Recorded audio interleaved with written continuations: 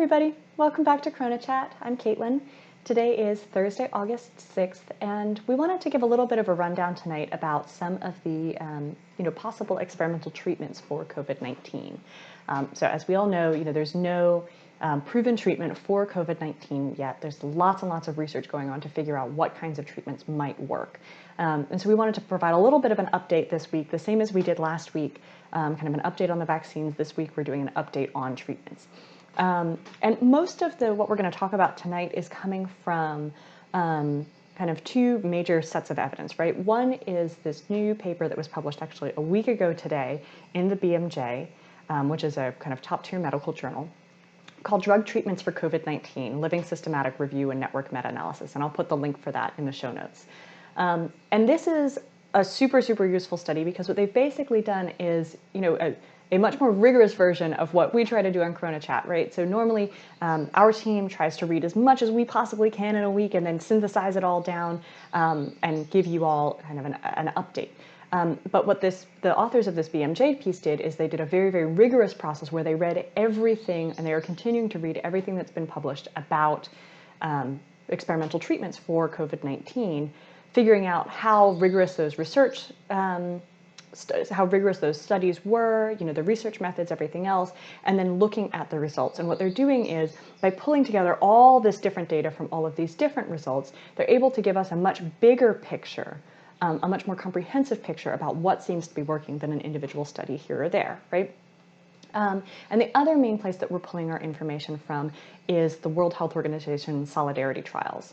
So we've talked a lot about these trials, mostly actually at the beginning of CoronaChat, kind of back in April, we talked about the Solidarity Trials, but these are very large global trials that the World Health Organization is coordinating with researchers in lots of different countries to kind of put all of their data together. And the reason this is important is the same thing as with this living network meta-analysis, right?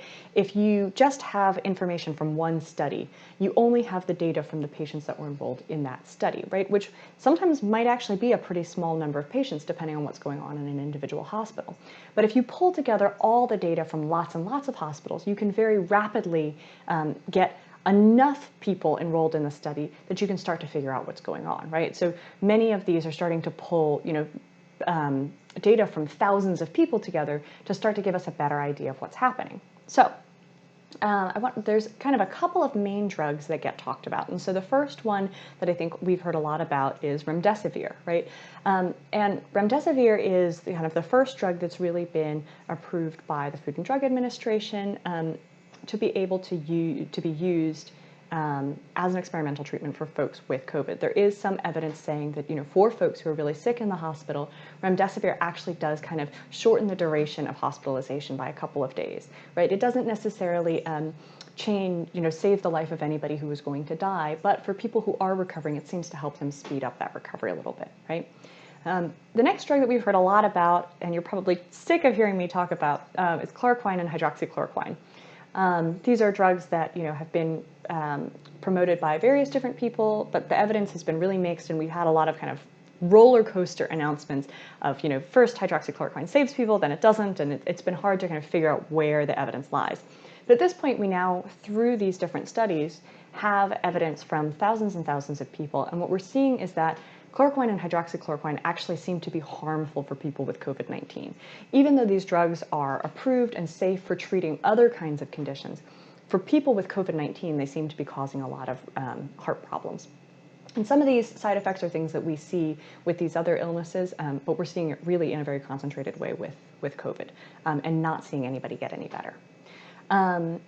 And the next set of drugs are lopinavir and ritonavir. These are two drugs that are used to treat HIV. They're antiviral drugs. And so we thought that these antiviral properties might be helpful in fighting off COVID-19. But as all the evidence is starting to come in, we're not seeing any benefit from these drugs. And so actually chloroquine, hydroxychloroquine, lopinavir, and ritonavir have all been taken out of the WHO Solidarity Trials. WHO has now said to everybody, all the investigators who are enrolled in those trials, please don't put any more patients on these drugs, they're not helping. Let's focus in on the other options and see if we can get any evidence back. So another drug that we've talked about, another candidate, was interferon beta 1a. And we still actually don't have a lot of evidence about this one. We're waiting for more information. We thought that this might be helpful because of some of its immunosuppressant properties. And I know that may sound weird, right? Like, don't we want the immune system to be strong? Why would we suppress it if we're trying to fight off a virus? But what we're seeing is that particularly for folks who are very, very ill, sometimes their immune systems are reacting so strongly that it's actually causing more problems, right? They're having these very, very strong immune responses. And the actual immune system is part of what's starting to kind of clog up the lungs and make it really hard for people to breathe. And so we want drugs that, can kind of maybe bring down the immune response a little bit, not turning it off entirely, but bring it down a little bit so that, the response isn't so strong that people get really sick from their own immune systems. So the last class of drugs are something that we have not talked about before on CoronaChat. They're a class of drugs called glucocorticoids. And probably most of us know these better as corticosteroids, so things like hydrocortisone, cortisone, prednisone. If you've ever taken any of those, you've taken a glucocorticoid. And what we're finding is that glucocorticoids, similar to interferon beta 1a, have this immune suppressing effect, right? And it seems like among the sickest COVID-19 patients, actually this is really helping people get better. And not just helping people get better faster, but it seems like fewer people are dying when they take glucocorticoids than when they don't. So this actually is starting to be quite a promising new edge of treatment. So of course we will keep watching this space as it develops. All of this is still pretty experimental. Nothing's been held up as like the treatment for COVID-19. But it does seem like 6 months into the pandemic, we're actually starting to get some information about how to fight back on this thing. Now, I want to caveat all of that by saying that all of this data has been generated talking about people who are really sick with COVID-19. They're so sick that they're in the hospital. We don't know yet how any of these drugs or any other drugs affect people who are less sick and staying at home, or none of these have been tested as something to prevent COVID-19. So this is not, don't run out to your pharmacy and try to get a prescription for these things. We have no evidence to suggest that they will be effective in any way for preventing COVID-19 or that they'll be helpful for folks who are mildly sick at home. Right now, the recommendations, if you test positive for COVID-19 but aren't sick enough to go to the hospital, are to stay at home, stay isolated from everybody else that lives with you as much as possible, drink lots of fluids, try to eat so you can keep your strength up, and rest as much as you possibly can. Any kind of things to kind of over the counter to help that fever break, to help deal with any pains or aches, you're welcome to go for. At this point, we think that both, Tylenol and Advil, both acetaminophen and ibuprofen, seem to be safe. So, whichever one of those, or aspirin, whatever is your kind of favorite fever reducer and painkiller, go ahead and take that.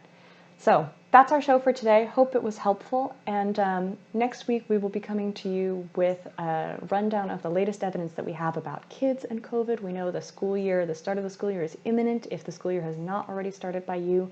And we do have some new information. So we'll be posting that to our Facebook page as information is coming out. And we will also make sure that our video next week is focused on kids and COVID. So in the meantime, stay safe, take care of one another, and remember, we're all in this together. See you next week.